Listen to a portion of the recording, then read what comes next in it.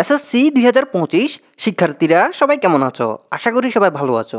তো আজকের এই ভিডিওতে আমরা নিয়ে এসেছি এসএসসি ২০২৫ শিক্ষার্থীদের শিক্ষা বোর্ড থেকে বেশ কিছু সুখবর জানানো হয়েছে, সেগুলো বিস্তারিত। তো এখানে প্রথমে একটা কথা বিশেষভাবে বলে দিতে চাই, এই ভিডিওতে প্রথম থেকে শেষ পর্যন্ত যতগুলো তথ্য শেয়ার করা হবে, তোমরা অবশ্যই সবগুলো তথ্য একদম ভালোভাবে বোঝার চেষ্টা করবে।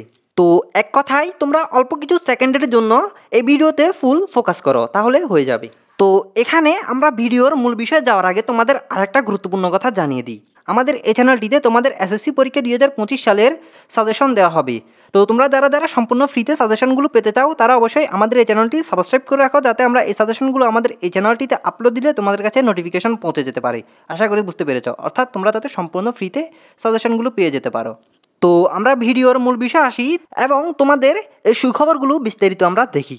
প্রতি বছরই এসএসসি পরীক্ষার্থীদের ১ থেকে ৩ নাম্বার পর্যন্ত একটা গ্রেস নাম্বারের সুযোগ থাকে।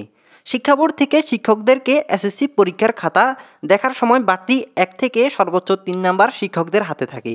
কোনো পরীক্ষার্থী যদি সৃজনশীল অথবা লিখিত অংশে ১ থেকে ২ নাম্বার জন্য ফেল করে, তবে শিক্ষক তাকে গ্রেস নাম্বার দিয়ে পাশ করিয়ে দেওয়ার সুযোগ পায়। উদাহরণস্বরূপ, কোনো পরীক্ষার্থী কোনো সাবজেক্টে ২১ অথবা ২২ নাম্বার ফেলে শিক্ষক তাকে গ্রেস নাম্বার দিয়ে টেস্ট করার সুযোগ পাবেন। যখন কোনো পরীক্ষার্থী সৃজনশীল বা লিখিত অংশে ১ থেকে ২ নাম্বার গ্রেস বা বাড়তি নাম্বার ব্যবহার করে পাশ করতে পারে না, তখন পরীক্ষার্থীর রেজাল্টে ফেল দেখানো হয়। তবে পরীক্ষার্থীর বহু নির্বাচনী বা এমসিকিউ অংশে কোনো গ্রেস নাম্বার দিয়ে পাশ করিয়ে দেওয়ার সুযোগ থাকে না, কারণ বহু নির্বাচনী বা এমসিকিউ অংশে কম্পিউটারের মাধ্যমে নির্ণয় করা হয়ে থাকে। এবছর এসএসসি ২০২৫ পরীক্ষার্থীরা গ্রেস নাম্বার বা বাড়তি নাম্বারের সুযোগ পাবে, তবে পরীক্ষায় ভালো রেজাল্ট বা ভালো নাম্বার পাওয়ার ক্ষেত্রে কোনো গ্রেস নাম্বারের ব্যবহার করার কোনো নিয়ম নেই।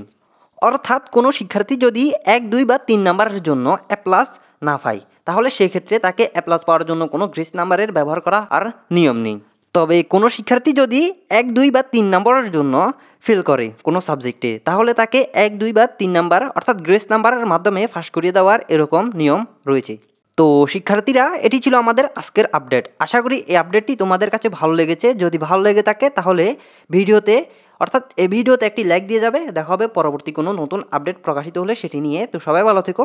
আল্লাহ হাফেজ।